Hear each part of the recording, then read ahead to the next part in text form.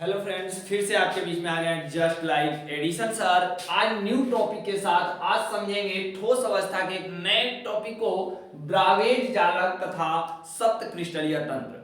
Bravais जालक तथा सप्त क्रिस्टलीय तंत्र बोर्ड में अति महत्वपूर्ण रहा है। अब तक जितने भी क्वेश्चन बनते हैं लगभग यहाँ से एक दो क्वेश्चन बन ही जाते हैं और यहाँ समझेंगे कि ब्रावेज जालक और सप्त क्रिस्टलीय तंत्र होता क्या है। देखो, ब्रावेज जालक को और सप्त क्रिस्टलीय तंत्रों को जब देखा गया तो ये घनीय निकाय अर्थात सरल सिंपल से ही ये सारे बने थे। जितने भी आपको ये दिखने को मिल रहे हैं सप्त क्रिस्टलीय तंत्र यानी 7 क्रिस्टल तंत्रों को बनाया गया था, ये ब्रावेज नामक वैज्ञानिक ने बनाया था। इनका पूरा नाम आग्नेस्ट ब्रावेज है, जो अपने इस सारणी में, इस तथ्य में या इस तंत्र के अंदर पूरी बातों को व्यक्त किए हैं। ये एफसीसी, बीसीसी, ईसीसी और एससीसी को जब कन्वर्ट किए, जब एक दूसरे में रख के व्यवस्थित किए, उन्होंने देखा कि ये पूरी तरह से 7 क्रिस्टलीय तंत्र में विभक्त हो गया, जो आगे चल के टोटल ब्रावेज जालकों की संख्या जो हुई 14 बनी। ठीक है, तो इन्हीं को आज हम अध्ययन करेंगे और ध्यानपूर्वक इनको हम समझेंगे। देखो, 7 ब्रावेज ने जब सप्त क्रिस्टलीय तंत्रों को डिफाइन किया तो इन्होंने देखा कि पहला जो था घनीय था। तो घनीय क्या होता है भाई? तो याद रखिएगा, पिछले वीडियो में हम आपको बता दिए हैं कि दो ही चीज पे डिपेंड होता है कि किसी क्रिस्टल का रूप, स्वरूप या उनका आकार जो देखा जाता है क्या होता है। तो वहां पे दो चीजों पे डिपेंड करती है। एक जो होता है अक्षीय दूरियां और दूसरा जो होता है उसमें अक्षीय कोण होते हैं। अब अक्षीय दूरियां तथा अक्षीय कोण के बारे में हम पिछले वीडियो में बहुत अच्छी तरह से बता चुके हैं आप लोगों को। अगर यहाँ पे अक्षीय दूरियां और अक्षीय कोण के बारे में नहीं समझ में आ रहा है तो आप मेरा पिछला वीडियो जाकर के देखिएगा, वहां आपको स्पष्टतः देखने को या समझने को मिल जाएगा। थोड़ी सी मात्रा में हम इसको बता ही देते हैं तो समझते हैं। यहाँ पे हल्का सा जगह लेकर के हम इसको बता रहे हैं अक्षीय दूरियां तथा अक्षीय कोण क्या होते हैं। देखो, जो भी फिगर मिलकर बने होते हैं वो 3D फिगर होता है। ठीक है, त्रिविमीय ज्यामिति में कोई भी फिगर जो चलता है इसका त्रिविमीय ज्यामिति में चलता है, 1D 2D और 3D, जो पिछले वीडियो में हम आप लोग को दे दिए हैं। तो समझते हैं, अगर हम इनकी भुजाओं को अर्थात मान लो इनके इस भाग को भुजा बोल सकते हैं, या हम बोल सकते हैं लेंथ, इनकी लंबाइयां बोल सकते हैं, या हो सकता है कि इनको हम इर्द बोलते हैं, किनारे। इनके किनारों को अगर हम इस किनारे को A मान रहे हैं तो इसके जस्ट जो सामने वाला कोण होगा वो आपका अल्फा होगा। यानी कि ये अक्षीय कोण होते हैं वो अल्फा होंगे। ए के जस्ट सामने वाले कोण को अल्फा कोण कहते हैं। ठीक है, अगर मान लो इस भुजा को हम बी मान रहे हैं यानी कि बी दूरी मान रहे हैं तो इनके जस्ट जो सामने बनेगा कोण वो आपका बीटा कोण अर्थात आपका वो जो अक्षीय कोण होगा बीटा होगा। ठीक उसी प्रकार जब इस भुजा को, तीसरी भुजा को हम सी मानते हैं तो इनके जस्ट जो सामने कोण बनता है आगे की तरफ उनको हम गामा कोण कहते हैं। और इन्हीं तीनों चीजों के बारे में अध्ययन करके अक्षीय कोण और अक्षीय दूरियों को ध्यान में रखते हुए एक क्रिस्टलीय निकाय बना था जिनको हम सप्त क्रिस्टलीय तंत्र के नाम से जानते हैं। तो चलिए समझते हैं कि सप्त क्रिस्टलीय तंत्र क्या होता है और इसको कैसे व्यवस्थित करते हैं। थोड़ा सा इनको आगे जानने से पहले एक बात और यहाँ ध्यान दे लेते हैं कि ये जो भी प्रकार होते हैं, जो भी इनके टाइप्स होते हैं, जो भी इनकी संरचनाएं होती हैं, वो आपका किसी क्यूब या क्यूबाइड पे ही डिपेंड करता है। जैसे में यहाँ पे आप लोग देख सकते हैं, ये इन्हीं पर डिपेंडेंट रहते हैं। जितने भी सप्त क्रिस्टलीय तंत्र होंगे वो इन्हीं पे डिपेंड होंगे। तो आप देख सकते हैं, अगर इस भुजा को हम ए भुजा मान रहे हैं, सामने वाला अल्फा। अगर इस भुजा को हम अगर बी मान रहे हैं तो इसके जस्ट सामने वाला बीटा। और इस भुजा को अगर हम सी मान रहे हैं तो इसके जस्ट सामने वाला जो होगा आपका गामा एंगल होगा, जो हम पीछे आप लोगों को बैक साइड बता दिए हैं। तो चलिए हम समझते हैं सप्त क्रिस्टलीय तंत्रों के बारे में। देखो, सप्त क्रिस्टलीय तंत्र में जो पहला तंत्र आता है वो घनीय होता है। इसमें क्या कहता है कि अक्षीय दूरियां अर्थात ए जो है बी के बराबर हो और बी जो है सी के बराबर हो। अर्थात यहाँ कहने का जो मतलब है कि हम 3 सीक्वेंस लेते हैं। जैसे मान लो कि ये पहला उसकी दूरी हो गई ए मान लिए भुजा, इसकी सेकेंड जो दूरी होगी बी भुजा हो गई, और इसकी ये तीसरी भुजा अगर इधर से देखो ऐसे तो ये आपका क्या हो जाएगा, एक देखिए 3D फिगर बन रहा है, तो ए भुजा बी भुजा के बराबर हो और बी भुजा जो है सी भुजा के बराबर हो, तो ये इसके बराबर हो और ये भी इसके बराबर हो, तो इसको बोलेंगे, अभी तक केवल इसको देखते हुए बोलेंगे कि अक्षीय दूरियां समान होती है अगर इनका कोण, ये वाला कोण और ये वाला कोण और ये वाला कोण, आप देख रहे हैं कि परस्पर ये लंबवत है, ये इसके लंबवत है 90 एंगल, ये देखिए यहाँ पे इसके लंबवत है ये 90 एंगल, और ये देखिए यहाँ पे इसके लंबवत हैं तो ये 90 एंगल, अर्थात जिनमें अक्षीय दूरियों का मान अर्थात ए बी सी आपस में बराबर हों तथा अक्षीय कोणों का मान अर्थात अल्फा बीटा और गामा का मान जो होता है 90 एंगल होता है, उसे बोलते हैं हम घनीय एकक कोष्ठिका। इनकी जो फिगर होती है आप देख सकते हैं, इनकी फिगर जो होती है उसमें होता क्या है कि इनके सभी भुजाएं आपस में बराबर होती हैं, अर्थात ये घन के आकार का होता है। इसको आप देखेंगे तो इनका आकार, जो इनकी जो संरचनाएं होंगी वो ऐसे होती हैं। इनका ये वाला भाग इस भाग के बराबर होगा और ये वाला भाग जो होगा इस भाग के बराबर होगा, अर्थात इनकी सभी भुजाएं आपस में बराबर होंगी और कोणों का मान, सभी कोणों का मान जो होता है 90 अर्थात 90 एंगल ही होनी चाहिए। अब आगे की तरफ समझते हैं कि इनके जो फिगर होते हैं ऐसे होते हैं और इनमें इनका एग्जाम्पल जो होता है आयरन हो सकता है, कॉपर हो सकता है, सोडियम क्लोराइड, सोडियम ब्रोमाइड, ये सारे जितने भी आयनिक क्रिस्टल होंगे वो सारे इनके एग्जाम्पल हो जाते हैं। अब अगला देखते हैं हम लोग कि द्विसमलंबाक्ष या चतुष्कोणीय, इनको इंग्लिश में बोलते हैं टेट्रागोनल। द्वि का मतलब होता है दो, सम का मतलब होता है बराबर, यानी कि जिनकी दो भुजाएं बराबर हो, और एक तरह की लंबाक्ष, द्विसमलंबाक्ष यानी कि दो भुजाएं बराबर हो और तीसरा भुजा लंबा हो, ठीक है, ऐसे समझ सकते हैं।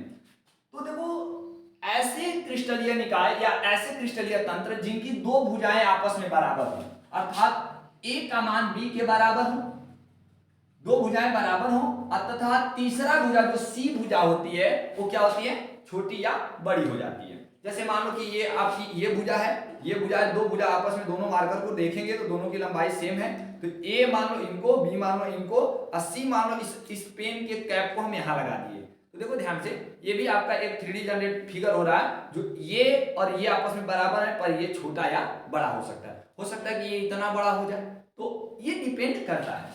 तो जब ए का मान बी के बराबर हो पर सी के बराबर नहीं हो, अर्थात अक्षीय दूरियां ए बराबर बी और बराबर ना हो सी, परंतु उनके अक्षीय कोण, सभी जितने भी उनके कोण होंगे वो 90 ही होंगे, अर्थात ये भुजा बड़ी हो या छोटी, लेकिन जो कोण इनके मध्य ये कोण बनेगा वो 90 एंगल ही बनना चाहिए। तो यही कहता है कि जब अक्षीय दूरियों में सी का मान बराबर न हो और अल्फा बीटा गामा का मान 90 डिग्री हो, उसको बोलते हैं द्विसमलंबाक्ष या चतुष्कोणीय, ठीक है, क्रिस्टलीय निकाय।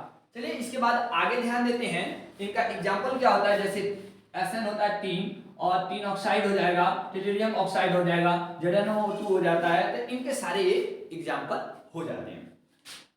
तो इनको एक बार और ध्यान से देखते हैं, इनके नाम से ही पकड़ लीजिएगा इन्हें ध्यान से एकदम। द्विसमलंबाक्ष, द्वि का मतलब होता है दो, सम का मतलब होता है बराबर, जिनकी दो भुजाएं आपस में बराबर हैं, और तीसरा लंबाक्ष मतलब लंबा है। तो ध्यान से देख सकते हैं, बाकी सब सेम सीक्वेंस होता है। अब इसके बाद चौथा जो चलता है, तीसरा जो चलता है वो विषम समलंबाक्ष होता है, इनको आर्थोरोम्बोलिक बोलते हैं। देखो इसमें क्या होता है, विषम, विषम का मतलब होता है भिन्न भिन्न, अलग अलग, विषम लंबाक्ष मतलब होता है लंबा, सभी भुजाएं अलग अलग हों और लंबे हों छोटे हों ये डिपेंड नहीं कर सकता।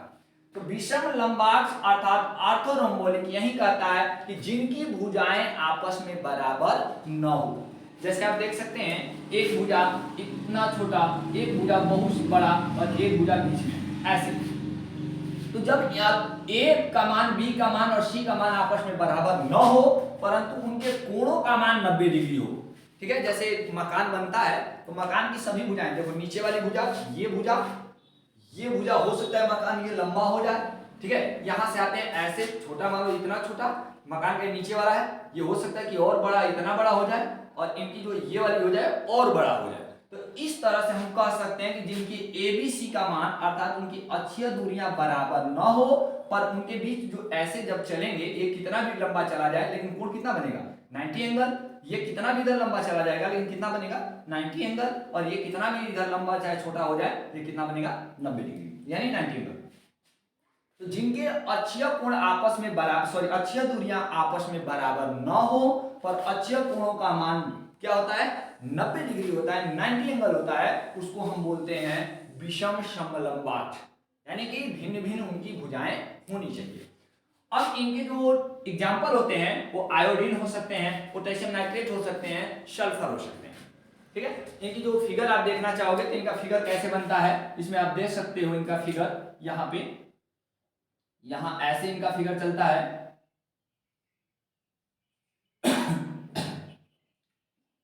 ये ऐसे चलते हैं, देखिए ध्यान, ये भुजा ए अगर है तो ये देखो थोड़ा सा उससे छोटा मान लो और छोटा दिखा सकते हो आप ऐसे, ठीक है, छोटा सा ले सकते हो।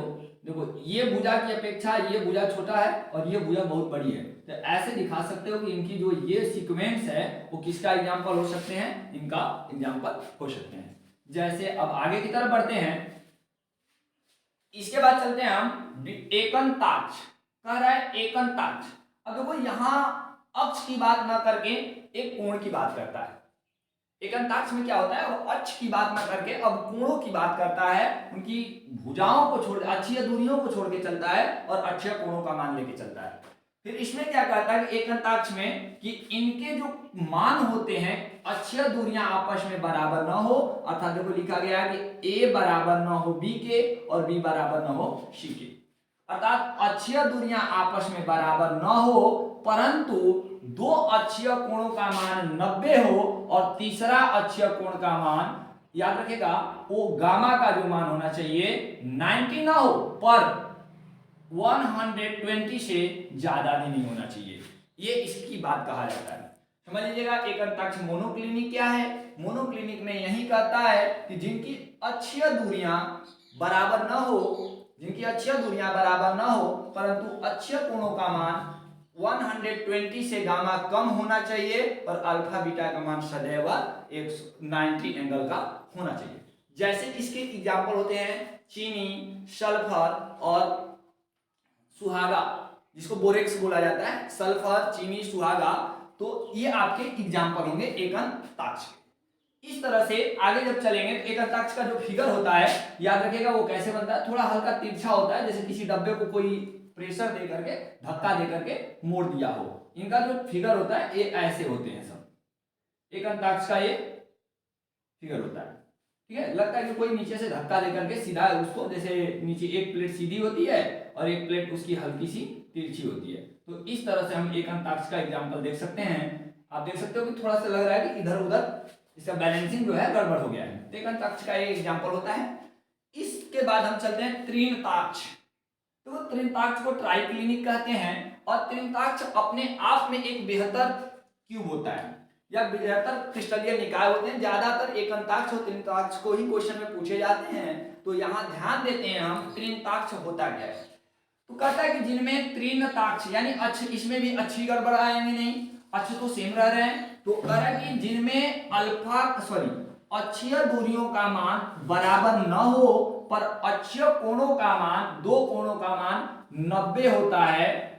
याद रखिएगा, जिसमें दो कोणों का मान 90 होता है परंतु गामा का मान उनके बराबर न हो। दो कोण मान समान हो सकता है, कोई जरूरी नहीं है कि 90 ही हो, लेकिन दो कोण समान होते हैं पर तीसरा कोण जो होता है वो 90 एंगल का होना चाहिए। सॉरी, जो तीसरा कोण होगा वो उसके बराबर नहीं होना चाहिए। जैसे ये 45 डिग्री अगर हो गया प्लस, तो ये भी 45 होगा पर इसका मान उसके 45 के इक्वल ना होकर के मान हो सकता है कि 46 हो, 47 हो, 48 हो, कम या ज्यादा हो सकता है, ये डिपेंड नहीं कर सकता है। तो इस तरह से जिनके अक्षीय दूरियां आपस में बराबर ना हो परंतु दो अक्षीय कोण का मान बराबर हो और तीसरा अक्षीय कोण भिन्न होता है, उसे हम बोलते हैं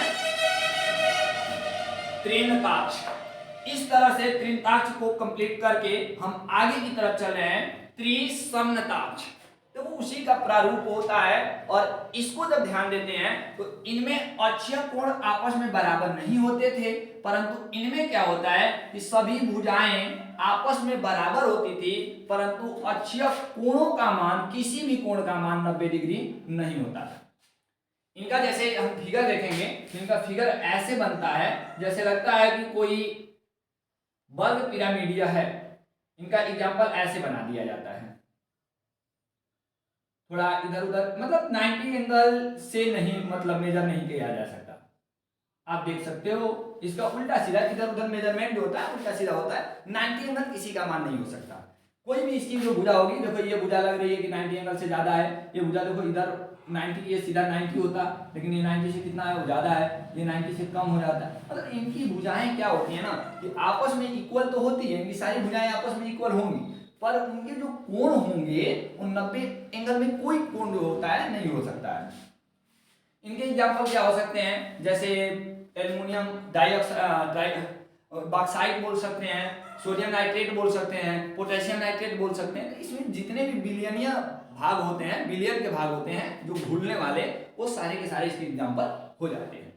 फिर इसके बाद लास्टो लास्ट जो चलता है षटकोणीय निविड संकुलन होती है, सॉरी निविड संकुलन बोल रहे हैं, षटकोणीय क्रिस्टलीय तंत्र होते हैं, षटकोणीय निकाय होते हैं। तो इनका जो होता है ना, आप देखे होंगे पेंसिल, तो षटकोणीय जो होता है पेंसिल हो सकता है आपका, क्वार्ट्ज हो सकता है, इसमें जिंक ऑक्साइड हो सकता है, कैडमियम सल्फाइड हो सकता है, इनके एग्जाम्पल होते हैं। तो समझते हैं कि हेक्सागोनल अर्थात षटकोणीय निकाय क्या होती है। ध्यान बात समझिए, इसमें कहता है कि अक्षीय कोण, दो अक्षीय भुजाएं जो होती हैं आपस में बराबर होती है, परंतु इनकी जो तीसरी भुजा होती है वो बराबर नहीं होगी। फिर ये एक स्पेशल केसेज होता है इसमें कि अल्फा और बीटा का मान तो यहाँ 90 एंगल होता है, पर गामा का मान 90 एंगल ना होकर के 120 एंगल होता है। इनका फिगर हम ड्रा करें, आप इनका फिगर देखिएगा, इनमें टोटल कोणों की जो संख्या होती है, टोटल जो भुजाएं होती हैं 6 भुजाओं पे डिपेंड करता है, और ये एक स्पेशल केसेज जिनमें चलते हैं वही हम ध्यान देंगे। ध्यान देते हैं, इनका जो फिगर होता है वो ऐसे होता है, ठीक है, थोड़ा सा विशेष करके इस पे ध्यान देंगे। इनका जो फिगर होता है वो ऐसे होता है, यहां से हम थोड़ा इसमें ला करके मिला दें, इसको यहां से इसमें ला करके मिला दें। देखिए ये जो भुजाएं हैं यहाँ से हल्का सा अंदर की तरफ, यहाँ से, ठीक है। तो इनमें देखो ध्यान से मेरी बात सुनो, ये ऊपर से नीचे अगर आ रहा है, ये भुजा मान लिए ए है, तो इसके जस्ट सामने वाला क्या, ये, ध्यान दे रहे हैं, तो इनको इनको ए मानते हैं, ठीक है, ए। तो यहाँ ये ऐसे आ रहा है, देखो यहाँ से ये ऐसे हुआ, और इससे ऐसे तिरछा नहीं जा रहा है, वो तिरछा नहीं है, वो ऐसे, देखो यहाँ ऐसे, तो ये 90 एंगल बनाएगा, ये भी 90 एंगल बनेंगे, पर ये देखो यहाँ से आया और 90 एंगल तो यहाँ होगा, लेकिन ये कितना हो जा रहा है, 90 से ज्यादा हो जा रहा है, यानी कि इसका मान ये जो होता है 120 हो जाता है। तो ये इस प्रकार में जैसे आपका पेंसिल होता है, क्वार्ट्ज करें, पेंसिल हो गया आपका, ग्रेफाइट, जिंक ऑक्साइड हो जाता है, इसमें कैडमियम ऑक्साइड, कैडमियम सल्फाइड होता है, तो इनके एग्जांपल होते हैं वो षटकोणीय होते हैं। तो ध्यान से याद रखिएगा षटकोणीय को कि जिनके अक्षीय दूरियां आपस में, दो अक्षीय दूरियां बराबर हो, पर तीसरी अक्षीय दूरियां जो होती हैं लंबी या छोटी हो सकती है। आप देख सकते हो यहाँ पे कि ये जो दिख रहा है लगभग इसके बराबर दिख रहा है, पर ये वाली भुजा जो है देखो लंबी है, ठीक है। तो ठीक इसी प्रकार से हम बता सकते हैं कि षटकोणीय निविड संकुलन क्या होता है, षटकोणीय क्रिस्टलीय तंत्र क्या होता है। इसके बाद हम आगे चलते हैं ब्रावेज वैज्ञानिक के बारे में, ब्रावेज के बारे में कि ब्रावेज जो बनाया था वो क्या बनाया था। इन्हीं शब्द क्रिस्टलीय तंत्रों को देखते हुए एक ब्रावेज नामक वैज्ञानिक ने, पूरा नाम आग्नेस्ट ब्रावेज था इनका, तो इन्होंने एक सारणी बनाई थी, और वो सारणी जो थी पूरी तरह से एकक कोशिकाओं पर आधारित थी। उन्होंने बताया कि किसी भी क्रिस्टलीय तंत्र को बनाते हैं जब, तो उसमें कितने प्रकार से क्रिस्टलीय निकाय उपस्थित होते हैं। तो ब्रावेज ने जब बनाया उस सारणी को, उस तंत्र को, तो उसी को बोला गया ब्रावेज जालक। ब्रावेज जालक का मतलब ये होता है कि उनमें कहां कहां परमाणु और किस प्रकार से व्यवस्थित होती है, जो हम कल का पढ़ लिए हैं एकक कोशिकाओं के बारे में। तो ब्रावेज ने टोटल सप्त क्रिस्टलीय तंत्र को ध्यान रखते हुए टोटल 14 ब्रावेज जालकों का निर्माण किया था, जो निम्न प्रकार से थे। तो उन्होंने पहला जो सारणी बनाई थी 4 तंत्रों को ही लेकर बनाया था, SCC, दूसरा था BCC, तीसरा था FCC, और चौथा था लास्टो जो था ECC था। इन्हीं चारों को लेकर के ब्रावेज नामक वैज्ञानिक ने इन घनीय निकायों के, क्रिस्टलीय निकायों को पूरी तरह से डिफाइन कर दिया। तो पहला में देखा कि जो घनीय निकाय होते हैं उनमें 3 ब्रावेज जालक पाए जाते हैं। याद रखिएगा, घनीय में 3 ब्रावेज जालक पाए जाते हैं, जिसमें एससीसी पहला होता है, दूसरा बीसीसी होता है और तीसरा एफसीसी होता है। ठीक है, तो ब्रावेज का जो फर्स्ट जालक में बनाया गया था घनीय, उसमें घनीय में 3 ब्रावेज जालक होते हैं, जिसमें फर्स्ट एससीसी और बीसीसी और एफसीसी होता था। सेकेंड जो था द्विसमलंबाक्ष या चतुष्कोणीय, उसमें टोटल ब्रावेज जालकों की संख्या 2 थी, जिसमें एससीसी तथा बीसीसी था।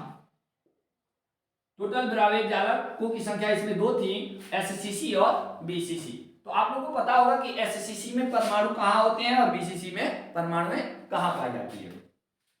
ठीक उसी प्रकार से तीसरे जो ब्रावेज जालक को ध्यान दिया गया तो विषम समलंबाक्ष था, और विषम समलंबाक्ष में टोटल ब्रावेज जालकों की संख्या 4 होती है। यही आपका सबसे महत्वपूर्ण यहाँ से क्वेश्चन बनाया जा सकता है कि किस प्रकार के क्रिस्टलीय निकाय में कुल ब्रावेज जालक आते हैं, या टोटल 4 ब्रावेज जालक आते हैं। तो याद रखिएगा, वो विषम समलंबाक्ष ही निकाय होगा जिसमें कुल ब्रावेज जालक अर्थात एससीसी, बीसीसी,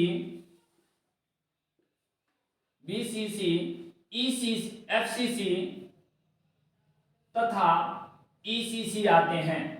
टोटल ब्रावेज जालक यहाँ पे आते हैं। अब इसके बाद होता है एकंताक्ष। एकंताक्ष में 2 ब्रावेज जालक होते हैं। पहला जो होता है एससीसी होता है और सेकेंड जो होता है आपका ईसीसी होता है, इंडसेंटेड क्यूबिक यूनिट सेल आते हैं। तो एकंताक्ष में 2 ब्रावेज जालक आते हैं, एससीसी और ईसीसी। तो याद रखिएगा, द्विसमलंबाक्ष वाले में भी और त्रिंताक्ष में भी, एकंताक्ष में भी, दोनों में सेम प्रकार के ब्रावेज जालक आते हैं, पर अंतर ये होता है कि उनमें बीसीसी आते हैं और इनमें ईसीसी आता है। सब में एससीसी की मात्राएं पाई जाती हैं।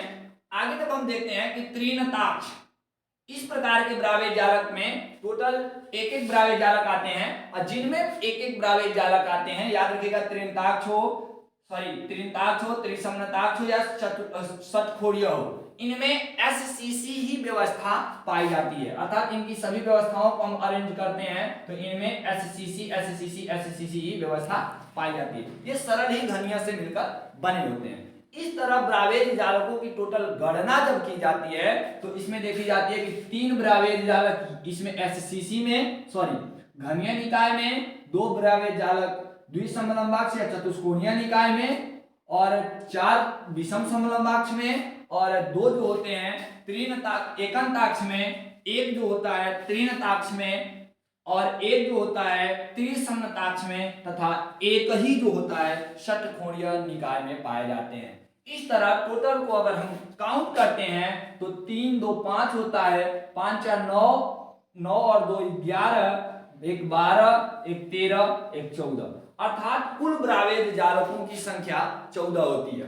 तो आपसे यहाँ क्वेश्चन बन सकता है कि कुल ब्रावेज जालकों की संख्या कितनी होती है, तो डायरेक्ट आप बोलेंगे कि कुल ब्रावेज जालकों की संख्या 14 होती है। आपसे ये भी क्वेश्चन कर सकता है कि विषम समलंबाक्ष में कुल आए गए ब्रावेज जालकों की संख्या क्या होती है और कौन कौन होते हैं। तो याद रखिएगा, विषम समलंबाक्ष में टोटल ब्रावेज जालकों की संख्या 4 होती है, और चारों में कौन कौन आता है, तो सरल, घनीय, आद्य एकक कोष्ठिका, देह शरीर या काय अंतः घनीय एकक कोष्ठिका, फेस सेंट्रेड यानी कि बोला जा सकता है इसको फलक केंद्रीय घनीय एकक कोष्ठिका, और लास्ट होता है आपका ईसीसी अर्थात इंड सेंट्रेड क्यूबिक यूनिट सेल अर्थात अंतः घनीय एकक कोष्ठिका।